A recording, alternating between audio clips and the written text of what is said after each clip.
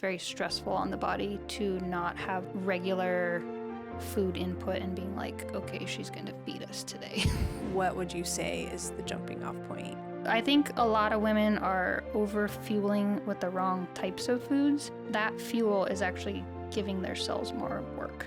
Inflammation is related to so many, almost every disease you can think of. They're not producing energy the way they're supposed to, and they're not getting the nutrients that they need to actually produce energy. Put the oxygen mask on yourself. Put the oxygen mask on yourself. They don't even know that they're stressed. Or they do, but they just think it's normal, which makes me so sad.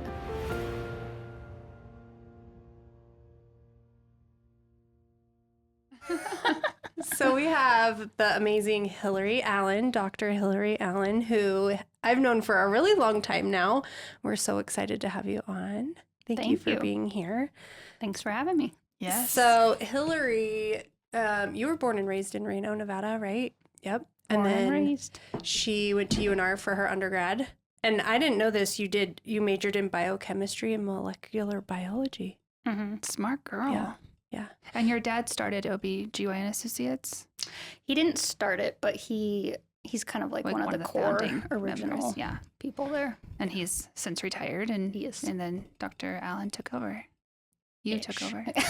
I took over his Allen spot. Yeah. His Allen spot. I love it. I usually tell people that I'm cuter and have more hair. Definitely. Definitely. You know, I did a couple surgical rounds with your dad when I was in like training for nurse practitioning. Oh my gosh, he's so funny in the freaking OR. He is so funny in general. He was just he's like very particular. He was like talking and like everything was just talking. I was like, I learned a lot from him. He does. He likes to talk. He does like to talk. He does. He doesn't watch the podcast. When I was in nursing school, I was a bartender at a Basque restaurant, and he would come in and he would tell me how to make his pecan punches for him. Even though I was making like hundreds of pecan punches a night, he was very particular about his pecan punch. But he's a hoot.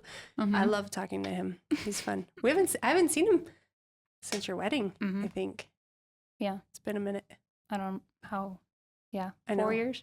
Yeah. 3? I don't know how. It goes by fast. How long I've been married. It goes by fast. I know. So let's talk about you. I mean, we don't know about you. You're married.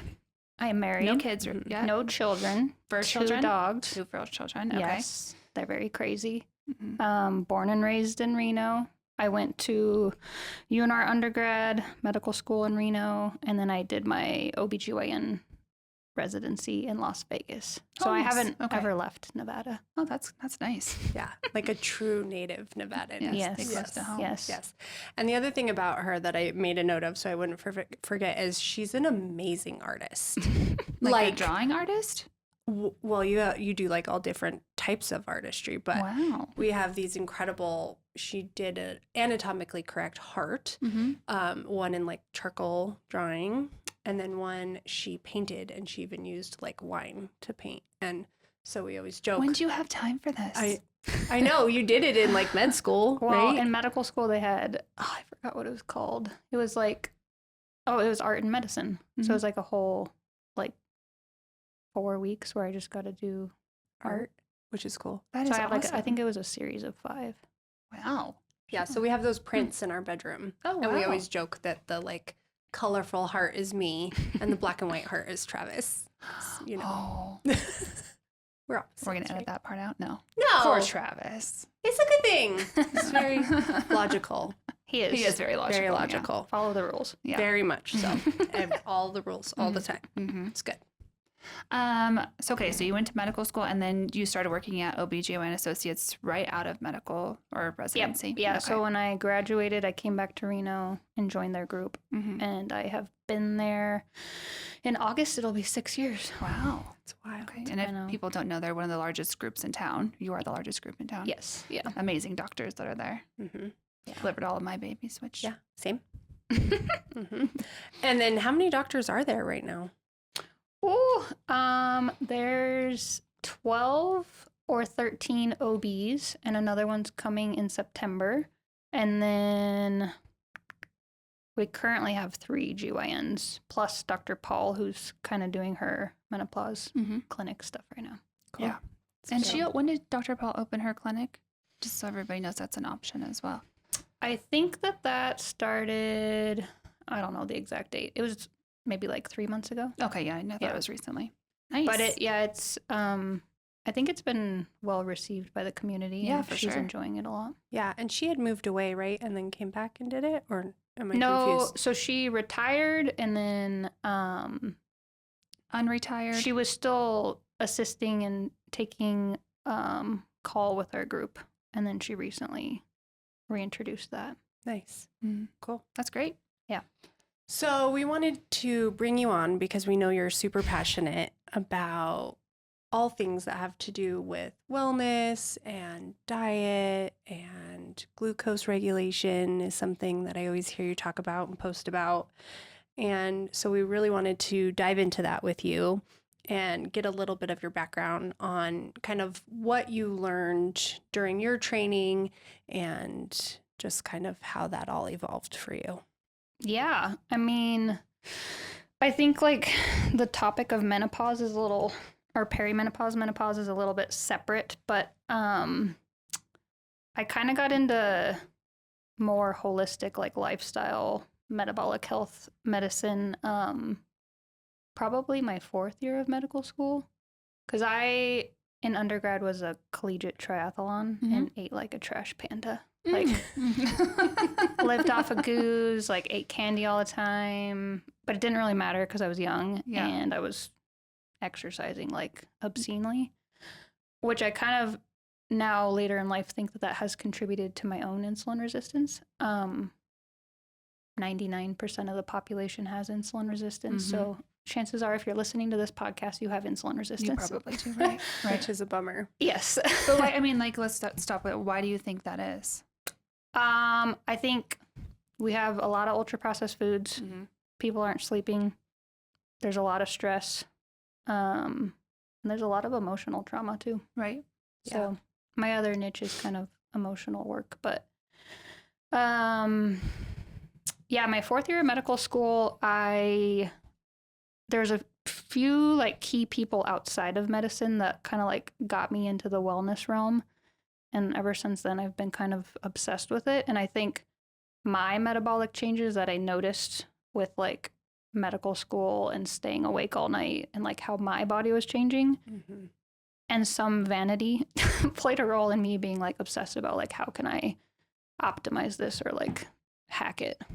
And so it's just like perpetuated. Even everything I know about glucose has been like self-taught, and like I've used continuous glucometers, and like you read about data, but then you can see it in your own data and you're like, yeah, that's a thing. And I think it's interesting because people might think that something will spike their glucose when actually something that they're eating every day that they don't even realize it is spiking their glucose. For sure. You know, so I think the continuous glucose monitors are great. Most of the time, insurance doesn't cover them unless you're type 2 diabetic, but they're pretty reasonable. Like, where do you find yours, or where can people find them? So Dexcom recently launched, it's called the Stilo. And so you don't even need a prescription. You can just go on there and purchase one for $100 a month. Oh, that's I not think bad. in the perfect world, every woman especially should do one for like 2 to 3 months just to see like what their routine foods are doing to their blood sugar. And then as we'll probably get into like how their cycle is affecting their blood sugars. Yeah, it was interesting. Katie just did one, and she's breastfeeding right now, but she was feeling just so tired. She'd wake up just starving. She'd eat like, she's like, Andrea, I'm eating like breakfast, like 4 different breakfasts. And her sugars were dropping down to like 45, 50 in the middle of the night. Yeah. And she was like, oh, so it was great because she was able to just push her dinner time back, and then it self-corrected, and she wasn't having such huge drops in her There's glucose. a lot of craziness in pregnancy and postpartum, which makes sense. I'm like, you're feeding a human, right? Obviously, but I remember I used to crave pistachios like in the middle of the night when I was nursing. I was like, eating really? Yes, I don't know why I was like nursing, like eating pistachios like 2 a.m. Like it was like my job. That's like protein and fat. I know. And I was carbs. like, it was really good. I was probably crashing and didn't like. Yeah. It was like my A little brain's way of salt. compensating. Yeah. I don't know. It was, Yeah. Okay, There's so worse you things like you that. could snack on in the middle. That's true. I mean that wasn't the only thing, but we'll just say that. Was you also recently gave up Obstetrics. obstetrics, yes. Yes. Just OB, just to focus on health and Yes. GYN. Tell us about that.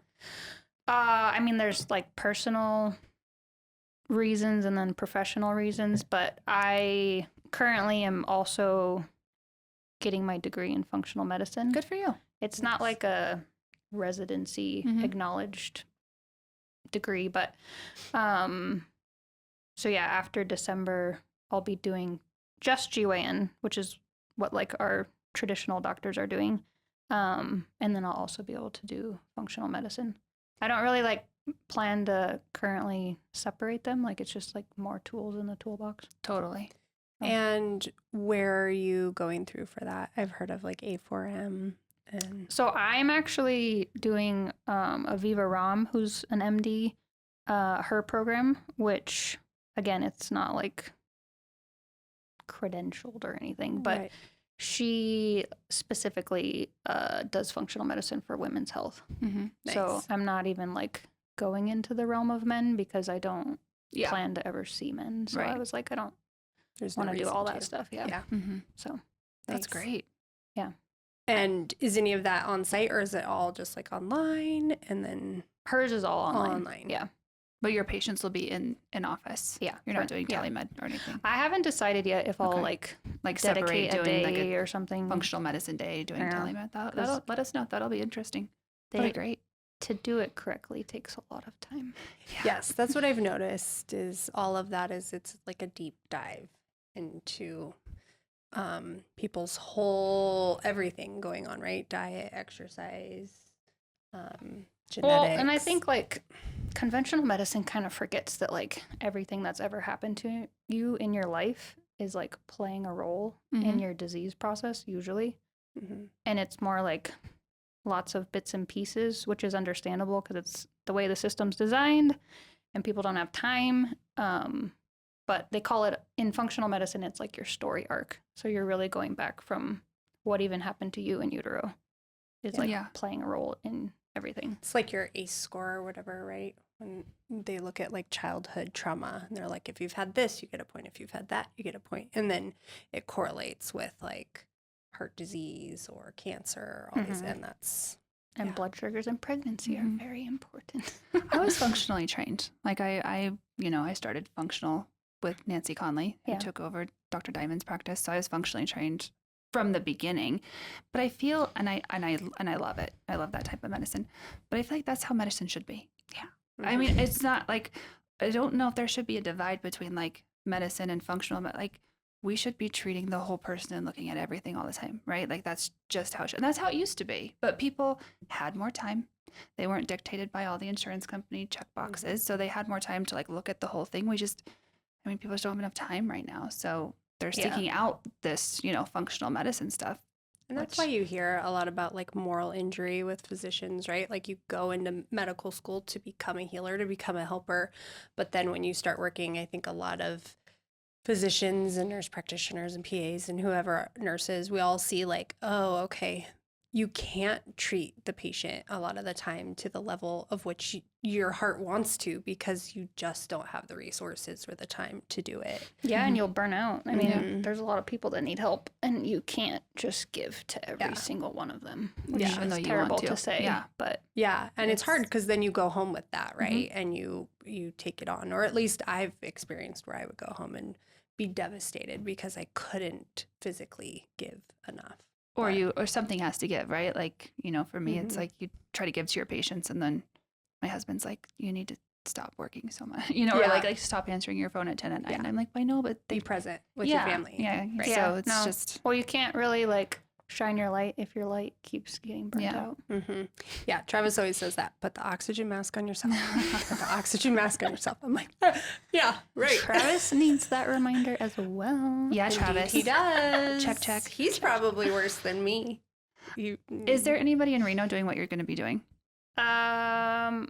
Just I don't a little, know. Is this going to be a little niche for you? Like your little specialty? I think in the sense that I know that there's great functional medicine practitioners in Reno.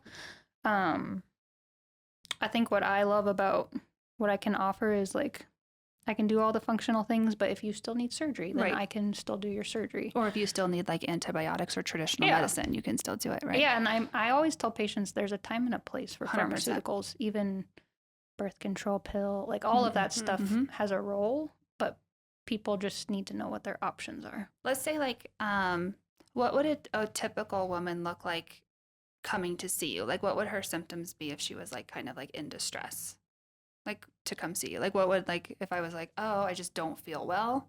Is that, and then they would come see you and you'd go through like a whole history?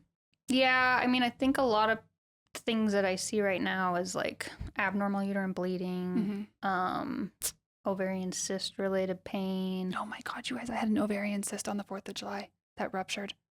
Let me tell you, I have missed the fireworks. I was in so much pain. I was doubled over in pain for like 6 hours. Somebody's been stressed. Right. We also put my dog down yesterday, so yes, it's been stressful. I thought I was having appendicitis. I was like, I'm gonna have to get cut open in Chester, California. This is gonna be rough. Like, I don't know what's gonna happen. And then Does it Chester was even terrible. have a hospital? They do. I called. Oh, okay. I called. I was like, do you have a CT scan? They're like, yeah. I'm like, I think I need to come in, but I'm like sweating, and I'm like, I can't get cut open in Chester, California. No, that's at least scary. get to Chico or something. Anyways, those God. hurt like hell. Yes. And then it just like let go, and I was like, oh, it must have been a ruptured cyst. They're terrible. They're terrible. There's my tangent. Yeah, no. And there's not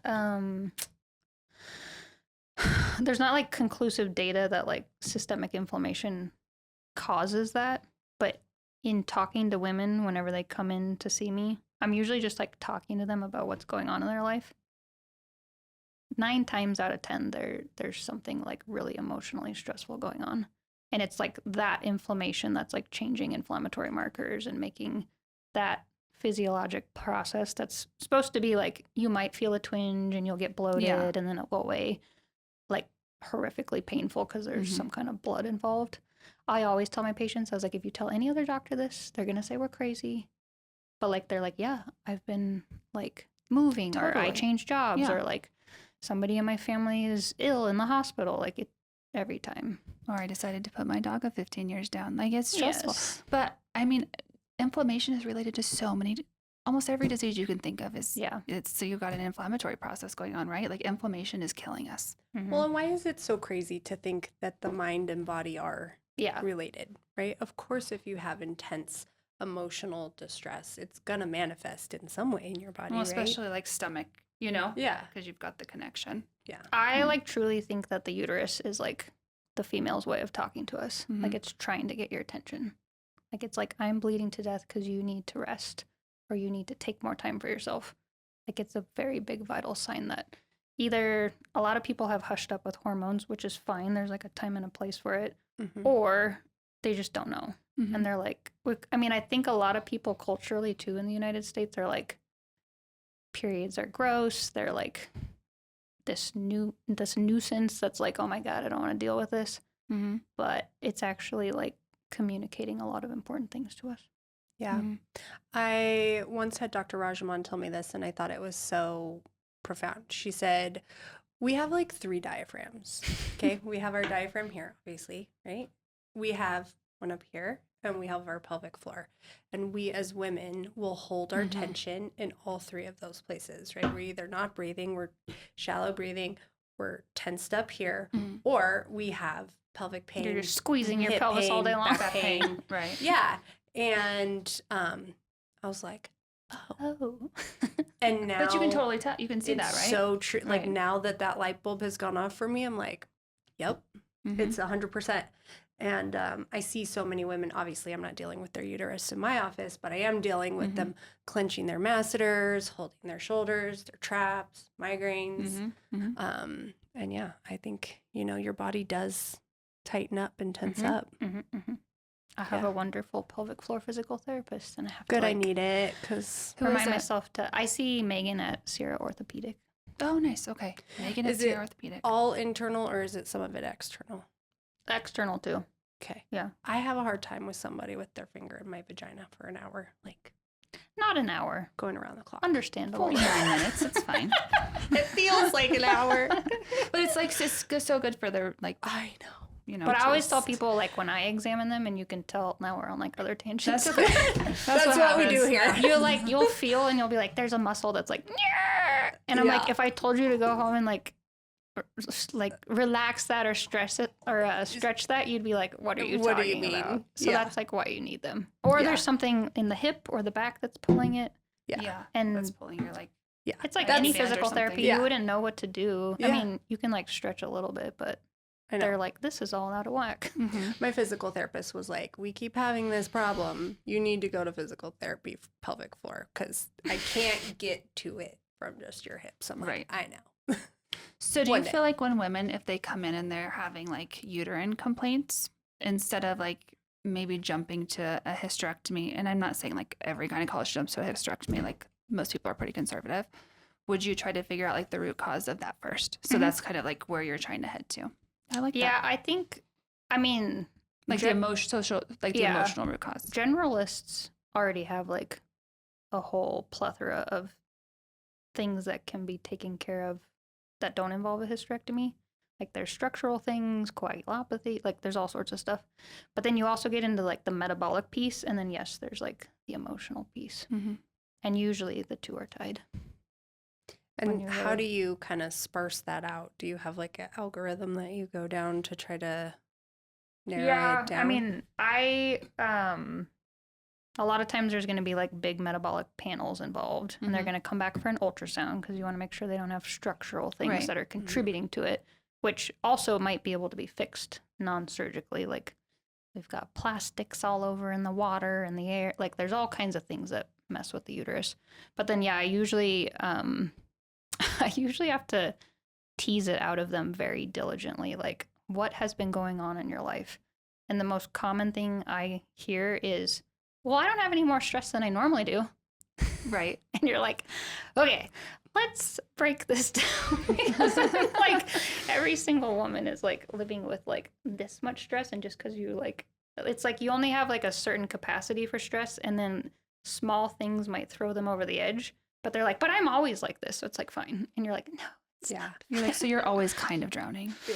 all the And time. I think so many women are always kind of drowning. I And we're mean, like, yeah, they I'm are. totally fine. Yeah. I've got this. No, they are. They don't even know that they're stressed. Yeah. Or they do, but they just think it's normal, Yeah. Mhm. which makes me so sad. Yeah. I mean, but that's our society, right? Like, Mhm.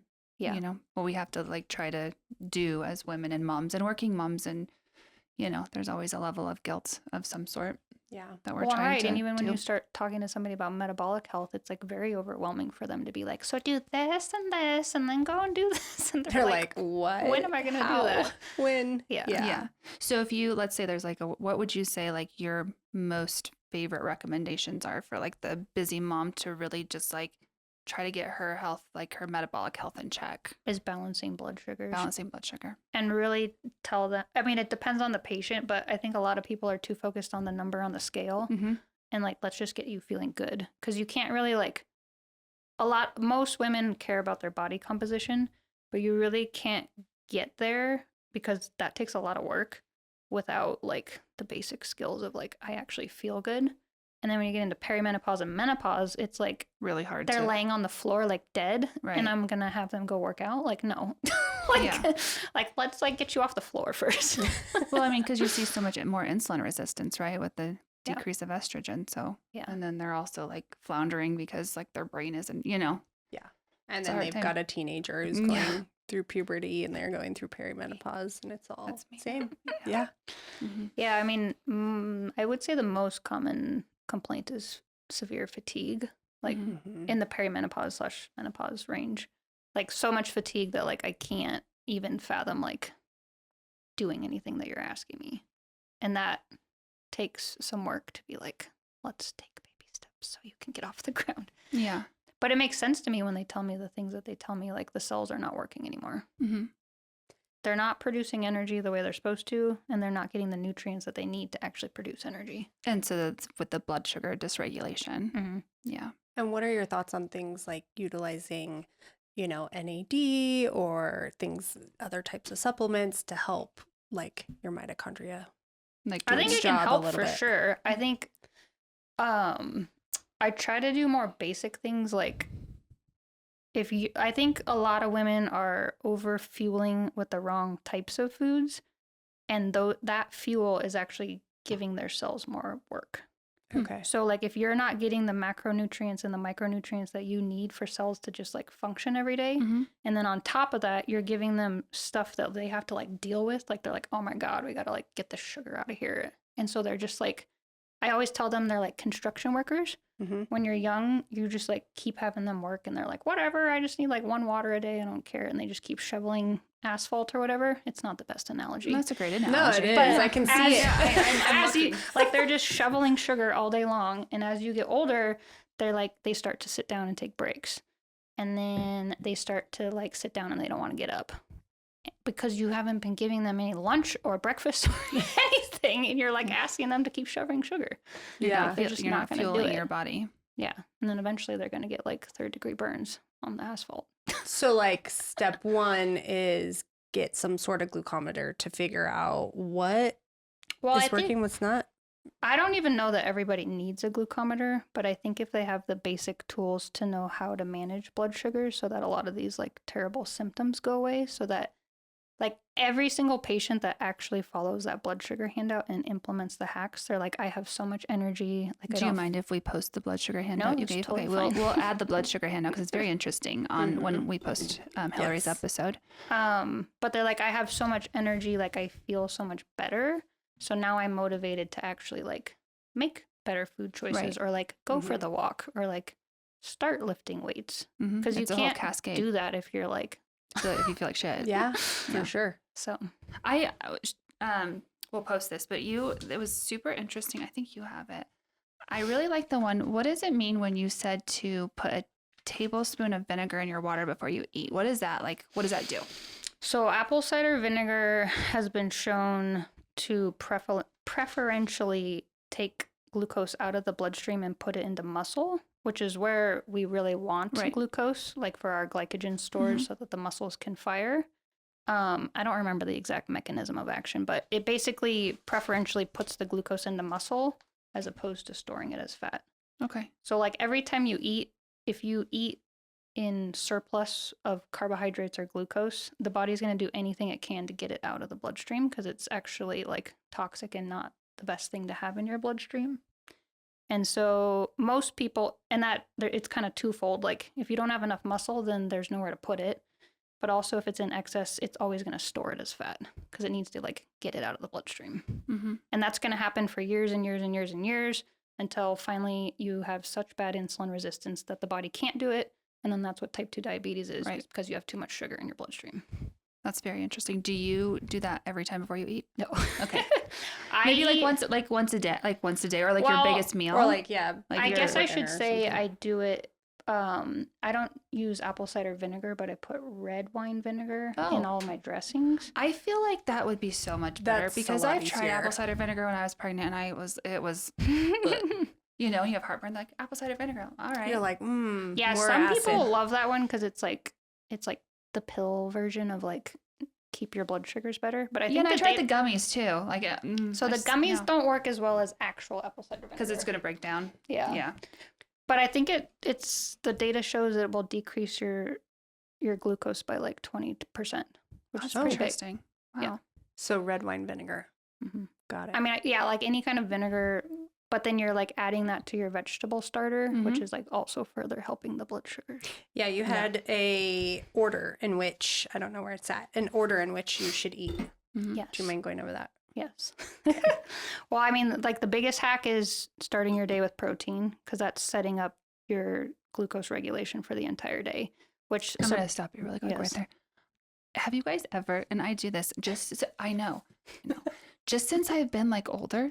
If I have anything and I eat a donut, my whole day is ruined. I Oh, feel yeah. like absolute crap. Disgusting. And not like I feel like crap, but it's like I feel so bad overall. Like my body is like Yeah. dying. Yeah. well, that's because you gave the construction workers this much sugar to Right. move, I'm on and the they didn't asphalt get right to now. have breakfast. Yes. I am on the asphalt. I am burning. Your poor Yeah. construction my workers. my are starving to construction death. worker is not happy. And you I said do not do that anymore. aim for 20 to 30 grams of protein. In the morning. So what does that look like? That's usually like 4 eggs plus That's a maybe lot of something else. eggs. What about cottage cheese? Can we? Cottage cheese I is love like cottage cheese. cottage Yeah. cheese is More fat.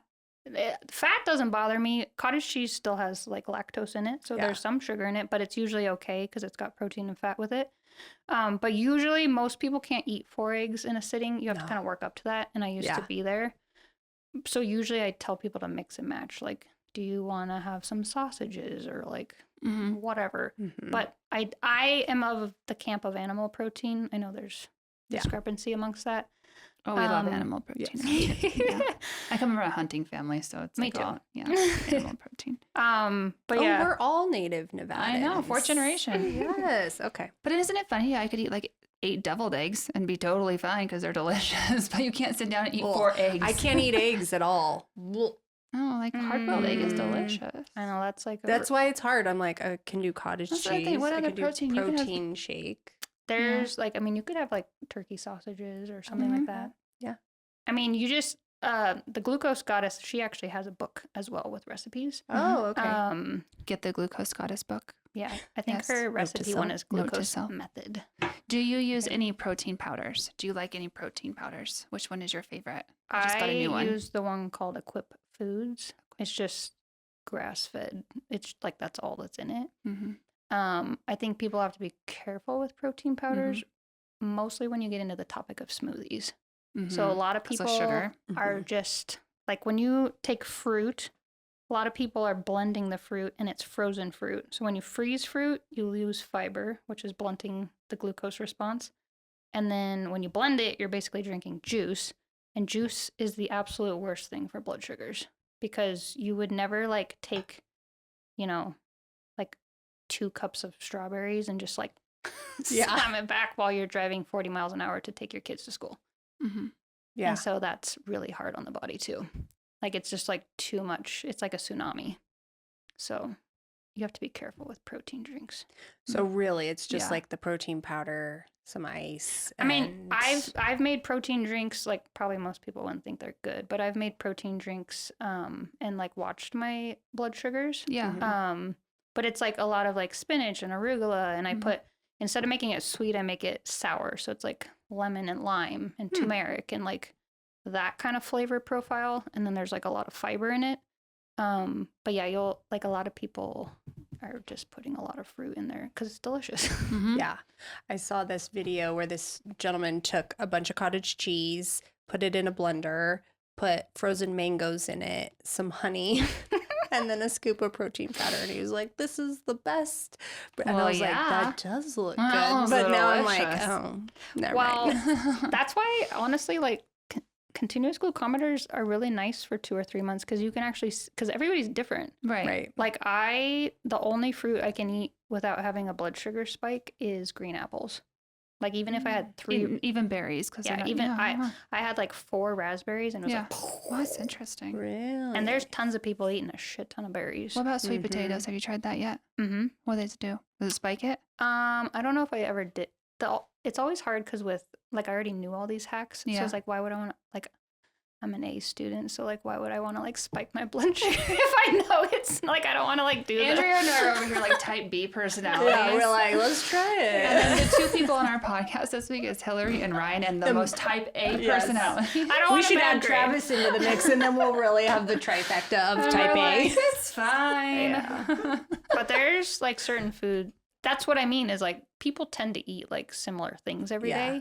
And then if you eat something and you're like, oh my God, like I thought that was good for me. And you're like, Yeah. Right. Like Ryan, he said the rice thing with his son. His son's diabetic, and he was like checking his sugars all the time, obviously, and he was shocked. He was like, I had no idea, Mhm. like the rice was spiking his blood sugar. don't even get me started so on type much. 1s there. There's so much we could do for type 1 type You need to talk, he's here. I think he's Yeah. actually here right now. But yeah, they had that type 1 diet. Did you see Jeremy Renner did that type 1 diabetic camp his son just went to? And he's like, Mm-mm. he's a cool guy to have in this like, Community. yes, he's doing a lot of cool things for this community. Yeah. It's very interesting. Anyways, that's another tangent. Going back. Okay, so you would eat protein in the morning. And a lot of women tell me like I'm not hungry when I wake up. And that may or may not be true. Like this morning I wasn't hungry. Mhm. I was going to surgery, but I know if I don't eat my protein rich breakfast by 2 o'clock, I'm gonna want to eat my arm off. You're gonna crash. And then I'm gonna have like I'm going to be eating things that I don't want to be eating. Mhm. And so some of it is retraining the brain, which is hard for women that have like been skipping breakfast for decades. Mhm. Yeah. So And you're not of the camp of like fasting in the morning.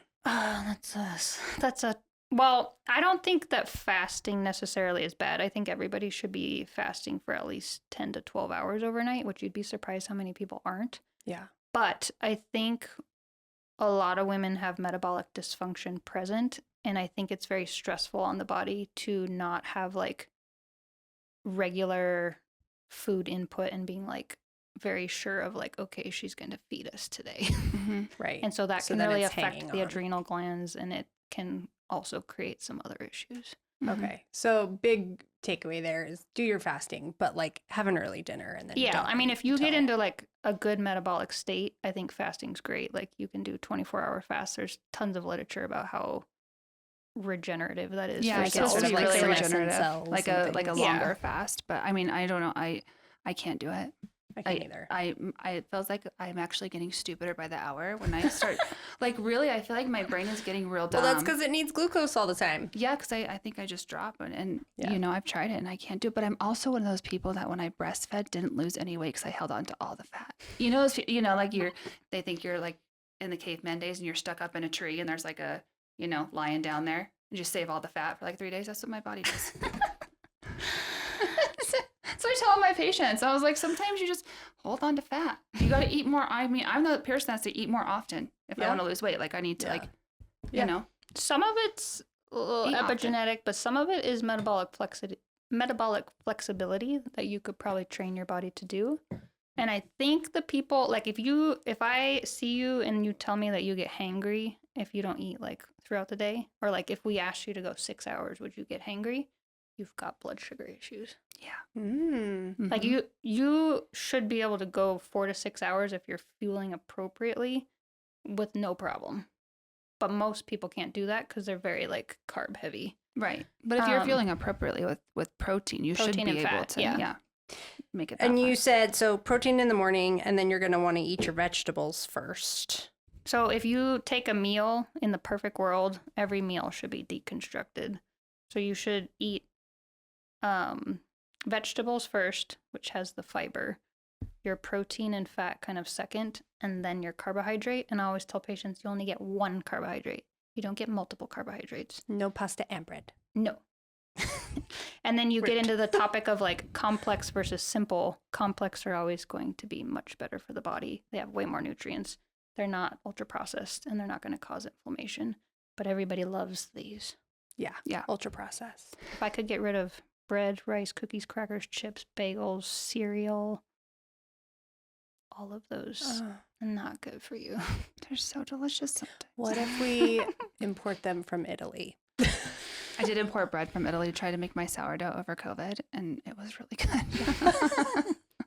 You get into, there's differences for sure in the Italian products. So, like if you're like going into like perimenopause, menopause, we're doing some hormone replacement, but there's some people that either can't or they just don't want to. I mean, you're saying, and I agree with you, that changing your diet and your lifestyle can prolong the need for maybe hormone replacement therapy in some people. I don't know that we have, I think Like that, good enough data for that. yeah, I mean, I think, the ovaries have hormone or Yeah. insulin receptors too. Mm-hmm. So I think the more metabolic dysfunction that's occurring, I think there is some literature, because I looked it up before this podcast. There's some literature like vasomotor symptoms and night sweats do correlate with like metabolic health. And then like the question becomes like, is this happening earlier and earlier because we're getting sicker and That's sicker? what people ask me that all the time. Like, why is this happening earlier? And I'm like, I don't know if It's hard to know. Like, it's hard to did know. we miss it for many Right. decades? Like, I don't know if it's Or these happening women earlier. are suffering, or Right. I think it's probably a combination of both. I think so too. And then, Yeah. I mean, I did read some literature and I shared it with Andrew. I think you read it too.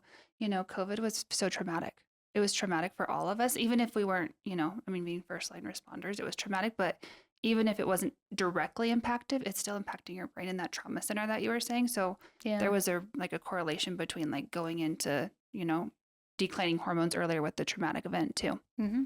So who knows? What is your thought on that? Have you? I haven't I mean, it would make sense to me. I Mhm. mean, I think the other one is there's a lot of environmental toxins. Mhm. That one's huge for fertility right now. Like, Mhm. there's robust evidence that I think the data actually right now shows that we meet criteria for extinction based on how quickly the sperm counts are going down. I mean, we saw. I mean, it was they just put out articles about it. It was. That's it was. scary. I mean, it's so scary for our children. Like, it's to think about what is happening right now. It's insane. Yeah, and it's a lot of it's a I can't ever stress to pregnant patients like how important being healthy during pregnancy is, because you're literally like genetically programming your child.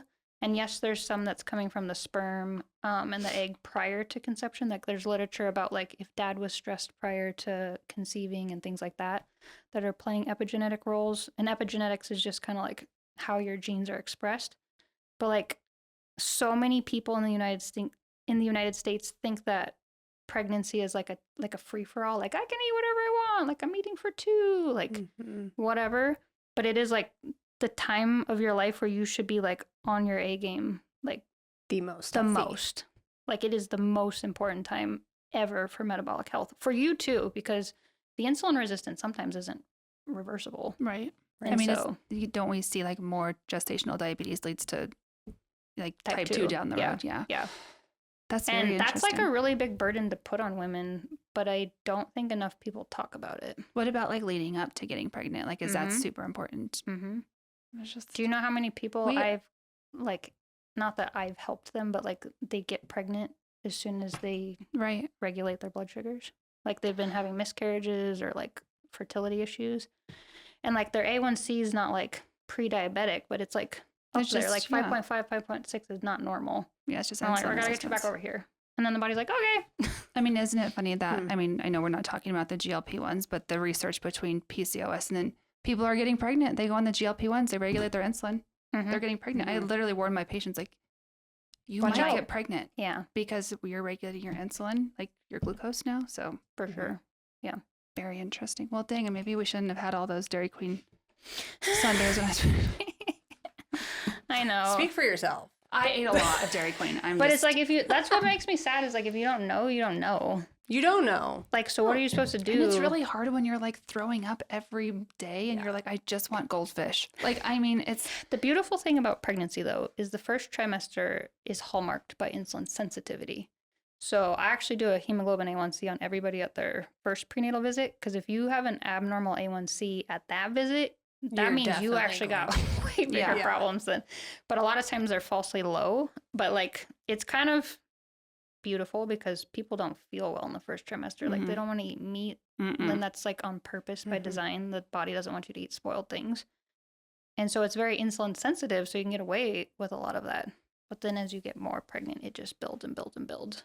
Mhm. What would you say like the best A1C to be when you're like the first trimester? Not that people are watching are like getting pregnant, but maybe they are. Like, what would Never is like, know. because you know, like our cutoff, like when they're diabetic is like 6, you're doing pretty good, but we all know that you need to be way under that for like Yeah, optimal I think health. like there's actually like a U-shaped curve. Like, actually too low is actually also not normal. Yeah. So like the 5 to 5.3 is like optimal. So That's good to know. So if your A1C is elevated and you don't want to do like a GLP-1, what would you say is the jumping off point? Getting like Get a book, glucose like monitor. glucose monitor, glucose berberine. goddess book, and most start people can trying actually to fix their. with your Well, I think protocol. there's an important distinction that like I had an epiphany about like a year ago. But hemoglobin A1C is measuring like your average blood sugar over the last 3 months. Like, everybody knows. I mean, most practitioners know Yeah. that. You can always keep your A1C normal if you don't challenge the body with things that would elevate glucose. So like, that's why, like a ketogenic diet, like people Mm-hmm. lose a lot of weight and they do really well. You shouldn't do that long term, but like, you can Mhm. use it as a tool. The insulin resistance, there's like a spectrum of it, but a lot of times the cells are damaged. The beautiful thing about the GLP-1s is that there's been data that it's like regenerative for the Mhm. pancreatic beta cells. But I always tell my patients, like, if you challenge those cells, you might still fail the test, like a glucose tolerance or a glucose challenge test. Mm-hmm. And that is like at the cellular level, like you're broken. Mm-hmm. So you can avoid type 2 diabetes if you maintain your diet, but you still can't change the fact that like you might break your cells and they can't come back. And that's kind of hard to hear. Mm-hmm. But in pregnancy, like I just talked to a patient today, like her A1C is normal, but I told her we should do an early 1 hour to challenge the cells. Like, are they functioning normal? And if you fail, then it's not guidelines, but I was like, you should just wear a CGM your whole pregnancy so you can be like really on top of it. And she's like all into it, so it's fine. And she's like, Yeah. I'll pay for it. But that's not standard of care. It's just like, I think it should be, though. when you're 28 But it should be weeks. like, it's should be. smart because you're just kind of like, okay, well, how are we going to try to mitigate this, right? Yeah. And you use your knowledge to change your behavior. Like, Mm-hmm. that's great instead of just throwing medicine at it, right? Or by the time you like, usually you do your, and this is obviously in pregnancy, but usually you do the 1 hour at like 26 to 28 weeks. So it's like more than half the pregnancy's gone. Mm-hmm. And then by the time you like get the result back and then get them back in, they're like 30, 32 weeks. That baby has already been exposed to all of that abnormal Yeah. insulin. Yeah. And the programming has already begun. See all the things we're learning. So many things to think about. I know. Just If you could like change the curriculum, what's one thing that you wish you would have learned earlier on that you would impart to new physicians up and coming? Like all physicians or my I don't know, specialty? maybe just your specialty. I mean, pregnancy obviously is like 50% of our specialty, so I do think this blood sugar stuff is really important. So definitely that. And in like for generalists, I don't know. I'm just like obsessed with blood sugar, so Yeah. it would be all blood sugar related. Like people get so tired of me. I'm buying a CGM today. Just letting you know. No, I am too. I think it's a great idea. I mean, all my already wanting patients to do want it, anyway. but like they're not covered by insurance. But if it's $100 a month, that's Yeah, who very cares? doable. It's Yeah. doable. I It's think worth the it. best. I think the best platform is Levels, because you basically pair your Dexcom with the Levels app, and if you put all your food in, they over time will give you AI generated feedback. So they'll be like, hey, like based on what you're eating, like you need to start doing this. And Levels, the problem with Dexcom is it's like it's set for diabetics, so it's like abnormal is like 200. And people are like, oh, I'm under 200. Like, I have a ton of patients that I like monitor from remotely, and they're like, I've been fine. And I'm like, no, it's not fine. Like, you should never have, like, whatever your baseline is, everybody's a little different. A food should never take you more than 30 points above your baseline. And we are all routinely like, Mm-hmm. like, last weekend, I felt like shit because it was like 4th of July and I was eating things I don't normally eat. And I'm like, oh my God, I'm gonna die. Like, And your poor cells are like, we're not used to this. I know, like Have mine you are seen like, her "Hey." Instagram though? The beautiful meals No, I need to that she. follow Oh you. Yeah, my it's- gosh! Yeah, I'm like, hi, Dr. Allen. It's me, Andrea. Do you want to do my meal prepping for me? I know. I would love that. I know you're not busy or anything. So I feel like you're kind of going more into like GYN endocrinology. Yeah, maybe. Yeah, Kind because of, I mean, yeah. I mean, pretty much. I mean, they very much overlap, right? Like, it's kind of one. I mean, I think it's great. That, and somehow I'm like an emotional. Yeah. I really love the emotional pieces. But do you know how much like it's going to be needed? You're gonna have so much business. yeah, I will like. I am definitely like an empath, and like Mm-hmm. that kind of work really like. It's very draining, but it also like very much fills me up. But there's a lot of women that I feel like I have helped a lot by just Yeah, I'm like, sure you listening have. to them. That's. I mean, and we talk That's about like that. all 'cause they need. That's where. I mean, we are too. You know, but Mhm.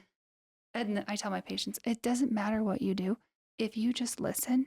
I mean, that's people just want somebody to listen to. You know, they want to feel heard. Yeah, They want to feel seen because when you get dismissed, you feel pretty terrible. the stuff that people say to people is pretty Mhm. crazy. Like I don't need to repeat it, but No, and I but never know yeah. if it's true or not. But I'm like, I don't think they would make that up. No, I've heard No. some pretty horrific things as well. It's like, oh man, that's really sad. Yeah. So I'm Yeah. happy you're doing what you're doing, and we're doing what we're Yes. doing, and everybody's just trying to help, everybody else. So it's great. Tell us about your sister. Yeah. Tell us why. Yeah, is this why you got into this because you're your sister? Kinda. Okay. I mean, because I was thinking about it, like in OB-GYN residency, like you've got obstetrics and you have GYN, and it's kind of a surgical residency. Like you're learning all obstetric emergencies and how to perform C-sections and like laceration repairs and all that. And then GYN, like the main focus is like, can you do GYN surgery? Because like you need to be proficient at that as well. Mm-hmm. And then we all do have office, and I can't speak for everybody's residency, but I feel like I had a very good residency training program, and we did a lot of office, but like you don't really see menopause that much in those clinics, and you definitely don't ever see perimenopause. Like that wasn't even on my rate. Like even when I saw you a while ago, like, or that was like 5 years ago. I don't know. That wasn't even on my radar. I don't think it was on any of our radar because we No, were no. taught like hormones. That like, doesn't estrogen's bad. That's it. Estrogen's bad. That's not a thing. Yeah, it doesn't get gone over at all. Yeah. No. And still, I just, graduated, right? It still did not. No. You still didn't get it. And I I mean, didn't get any. 16 years ago when I definitely didn't get it. This is all it's all self-taught. I mean, I literally have like my flashcard from the WHI trial, and then like the narrative is like lowest effective dose for least amount of time. Like that's like what's in your head. Yeah. Mm-hmm. And then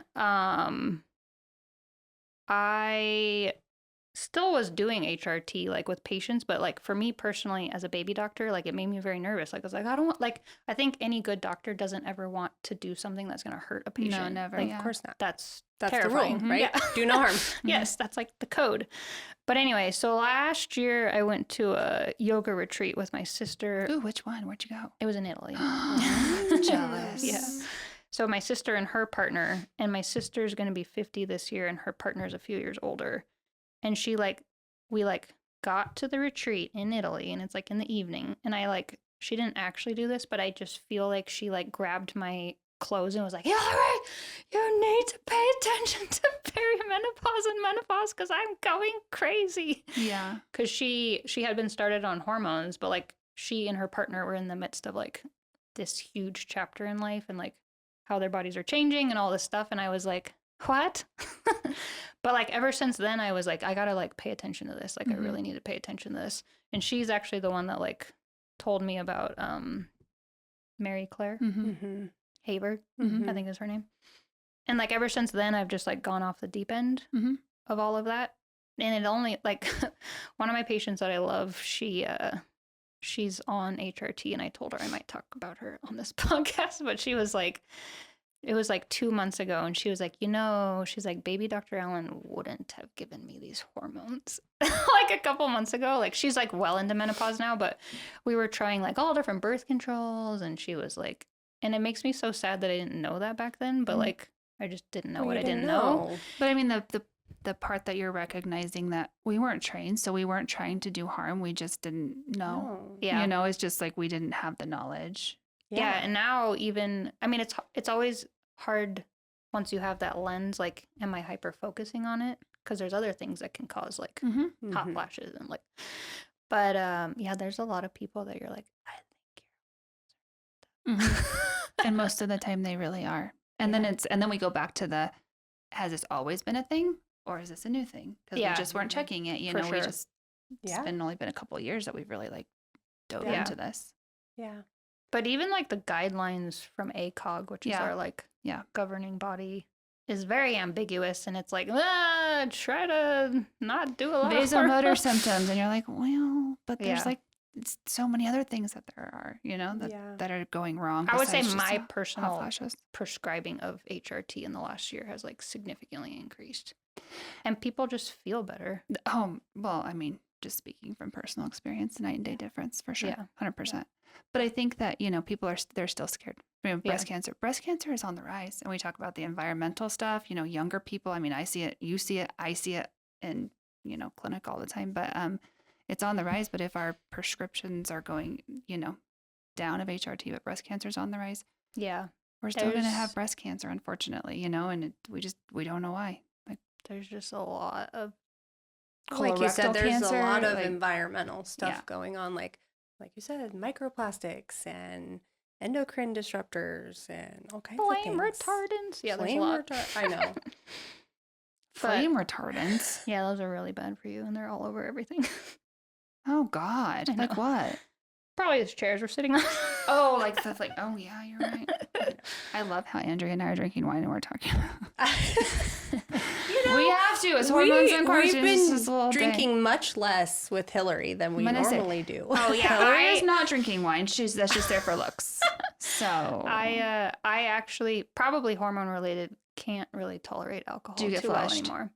No, it just I just like don't feel well. Mhm. A little bit of it was after COVID. Like if I drank, when I was sleeping, like my carotid arteries like like Mhm. pulsing out of my that has gone away. And I'll like drink here and there like when I feel like I'm like away and like Did on you have a vacation. Farmerita though the last time you went to Flora Farms? I did. Well, I don't know if I had a Farmerita, but I had So special drinks from Flora Farms. Okay, good. Just making sure. But yeah, most alcohol just makes me fall asleep now. So Yeah. Oh yeah, no, it's just like our tolerance. It's just crazy. It's just not there anymore. I was just which is probably the poor construction workers laying on the ground. You know what? A lot of my my construction is just like my poor ovary is probably gone. I'm not It's sure. a really stupid analogy that I came up with. No, but I people- think it's great patients because are you like- can they're like, see it. Oh, You yeah, can totally I am visualize laying it. on the ground. I'm like, they can't shovel sugar if you keep pouring it on them. They're not working. Right. Poor guys. I thought it was fine until I almost died on the 4th of July. I'm not sure. It Oh. was bad. It was really Yeah. bad. I was actually, when I was at Flora Farms, I went to we went there for dinner and then I went for like a watercolor class and they had key lime pie. I need one of your paintings, by the way. Oh, they're Thanks. amazing. Yeah. I'll send you pictures of them Okay. tonight. And I had like my vegetable starter and my protein and my fat. And then I had the key lime pie and I like had to take an Uber back to Connor. And I was like, I think it was just so much sugar. Like Yeah. my body, I was like sweating profusely. Like I was like, I'm going to throw up. And I knew it was blood sugar because like I know these things. And I was like, it's going to pass. I was like, this It is terrible. It's a terrible awful. feeling when you're sensitive to it. Yeah. Mhm. Oh, man. For sure. What else do you want to discuss about your practice? Um, Is there any like key points you want people to know? Like when are you like open to booking patients? Are you doing this now? Are you doing the functional part now? no, I mean, actually, I feel bad coming on the podcast and being like, but Well, you she's can't still see me. she's still seeing babies until December. So we're still doing babies till December, right? Yeah, I mean, I'm not taking any new OB patients anymore, because those babies are delivering in February already, which is crazy. Mm-hmm. And I'm not. I actually only take. I have only been taking new patients by word of mouth for many years now, because Mm-hmm. it sounds crazy, but like I get a text multiple times a week Yeah. about somebody's mom or somebody's sister, and I get really overwhelmed. Mhm. Yeah. And like have to protect Yep. my time. Mm-hmm. Because I think to do what I do well, like I can't, it has to be like quality over quantity, Mm-hmm. Yeah. which makes me sad because I know there's people that want to see me. Yeah. Yes, but it's So- good to just know that there are providers out there that are starting to look at other areas in that field and just kind of having a broader scope, and we can all work together and Yeah. touch base with each other. And we've ask always said questions. like it's not about seeing whoever, it's just about getting the help that people need, right? Yeah. Like get the help where you need the help. You can see Andrea, me, you, Dr. Paul, Dr. Rajman, Dr. Ernst. I mean, there's And all the we have doctors in great my providers. office, Yeah, great providers. Do HRT and all that stuff. Mm-hmm.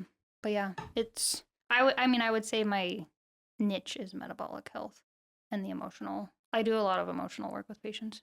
Mm-hmm. This is great. Which is hard because how long? I mean, I'm sure those are long appointments. Hour. Right? Mm-hmm. Yeah, if somebody's like, breaking down and telling you their trauma, you're not Yeah, just I'm gonna be like, I'm late a "Well, lot. I'm late a lot. I'm like really behind a lot. Yeah. But yeah, if I moved into functional medicine, I would they would for sure have to be at least an hour. But like there's women are suffering like They are. a lot. Yeah. And I don't think like I saw a patient a couple weeks ago for metabolic health, and she's like a cancer survivor and everything, and she's like, nobody's ever talked to me about like, it might make me cry, but she's like, nobody's ever talked to me about like what it was like to go through cancer. And she was like, she's definitely like the typical female that's like, I need to make sure everybody else is okay. Mhm. And so if you're like doing chemo and radiation and like trying to make sure your whole family's okay. And I was like, that must have been really hard. And she was like crying and she's like, I've just never even processed that. And I was like, I mean, that's so special that you can do that, though. You know, Mhm. like people really need that. I definitely like feel people's emotions. Yeah. Yeah. And It's like my that's what superpower. makes you a great provider. Yes. I mean, we need more providers like that. We definitely Absolutely. do, because we didn't get into medicine for the money. We got into medicine to help people Mhm. and it's like really feel what's going on. So Mhm. And I think as a protective mechanism, so many physicians do put up that wall, right? And they don't let themselves go down that route with people or have that deep conversation. And I get why, but it's great that you've been able to find that balance. And Yeah, and I think like not everyone's personality is like set up for that, which is totally fine. Like we're all different. And I've like done a lot of my own emotional and trauma work, which has only made me a better provider because I'm like okay being vulnerable with people. mhm. And whether or not other people haven't done that or like that's just not their personality, that's Mhm. fine.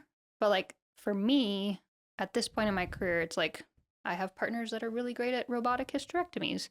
And like they're great at that. So I can send them that way yeah, where I can spend more time with like people that like need this. need Mhm. that And emotional one is not support. better than the other. It's just like this Well, happened. we need somebody for Yeah, everything, right? This just happens to be like where I Your flourish. niche.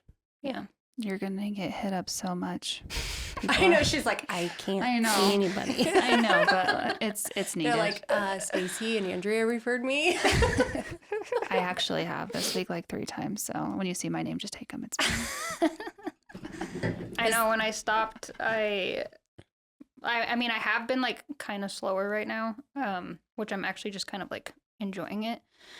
Because I don't have any like new OB patients, but my schedulers were like, they're like, yeah, so we did the math and like you have plenty of GYN patients. And I was like, perfect. Because Yeah. like the whole question is like, do I open my panels to the public? And the answer is no. Yeah. She just opens her panels to us referring her. So that's what happens. Okay. Last but not least, is there anything we should have asked you that we didn't? You love that question. I It's your do. favorite. I think we have to have like another whole podcast just to talk about specifically insulin resistance and hormones. I think that would Okay. be amazing. Yeah. yeah. Because Like it's go into part the 2. nitty gritty Mhm. We'll do. and get into the rest of the We'll have hacks. Hilary back. Maybe she can come with us to nap and do that. You never know. Yes. Yeah, we have something special coming. We do so- have a fun little trip on the books. Mhm. Yeah. All right, Thank you well, for coming on. We let's do a appreciate you cheers. so much. Even though you're not drinking, we'll still Yes. do a cheers. Cheers. Thank you so much. You're Thank welcome. you.